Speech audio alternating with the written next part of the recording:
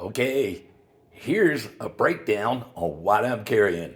There's been some debate on whether I collected more items on this trip or not, and I'm here to let you know I didn't. Well, okay, I fib. I picked up these four coasters from my favorite brewery at Bariloche in Argentina, the first town I stopped at. And in this, I have some tea packets left over from one of my stops. I have some mint tea. I really like mint tea. Now, this is what goes into my trusty Watershed bag. Yeah, I used to carry my first aid kit around in this before I got a better bag or newer bag. This one started showing wear. It's still watertight. In this bag, it's all my clothes. You see by my hand, it's not huge. It is a compression sack, so it compresses good. Everything I got is in there except for what I'm gonna wear tomorrow, the guide shorts I have on, and my towel, which I do plan on using in the morning. So hopefully it'll dry out. And then I have my travel papers for where I'm going tomorrow. I have my portable clothesline, and I have my first aid kit slash medicine cabinet traveling one. More or less what I carry when I'm in working on the river. I usually have that stashed somewhere. Now, into the backpack, I have a selfie stick. I have a fleece. This one does not roll nearly as tight as the ones I lost in the flood. I had two of them before the flood. I only carried one.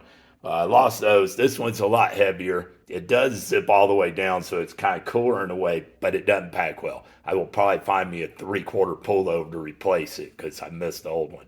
This is my travel jacket. It comes in real handy. It's a light jacket, and it makes getting on airplanes a lot easier because a lot of stuff will go into it that needs to be scanned or that security TSA might want to look at. So that makes me go a lot faster. They don't root through my luggage that way.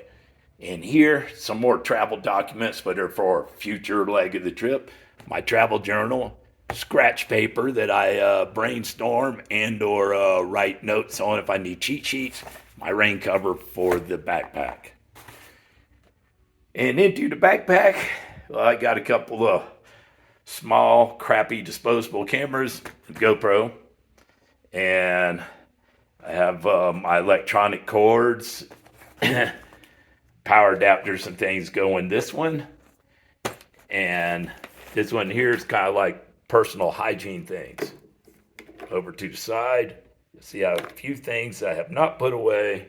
Some of this stuff I'm gonna want to have on the bus or have available so I can charge things in the meantime before I get on the bus. And I have my 1 week stash of meds. Of course, my trusty water bottle. Here's my Chacos, which is what I usually wear, and it says, "To explore the world." It is getting faded. These are rather old. So are the water shoes underneath them that kind of work like CrossFit. They are starting to show some wear. Both of which are probably half a decade old or older. Astral does a good job, and shout out for Chaco as well. I believe I have resold this pair. And other than that, I got a laptop. It's a beater. It's going to have to be replaced soon. I have a burner phone. It's kind of a beater. I shoot videos in places where I probably shouldn't. It also will hold multiple SIM cards, at least two, possibly three. I have not tried to stuff three in it, but I have put two, and it definitely works. Uh, Power banks and a couple of replacement batteries. I do have tracking chips, among other things that use those batteries. These are my business cards in Spanish. Something to make me stink a little less. And here's something to protect my tattoos from fading. Yeah.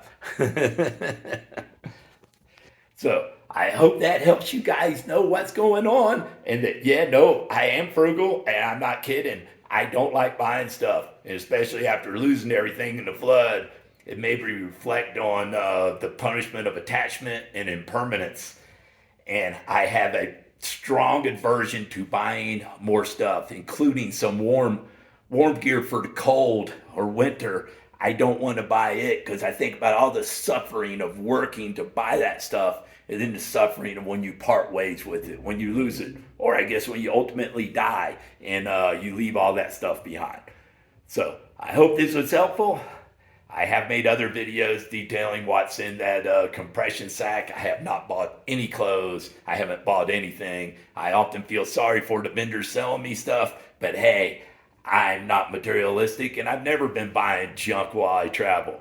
Except maybe one trip 10 years ago, and I brought mom and dad some stuff. Peace out. Yeah, you don't have to carry everything. All this stuff fits on my back and into one bag in my hand.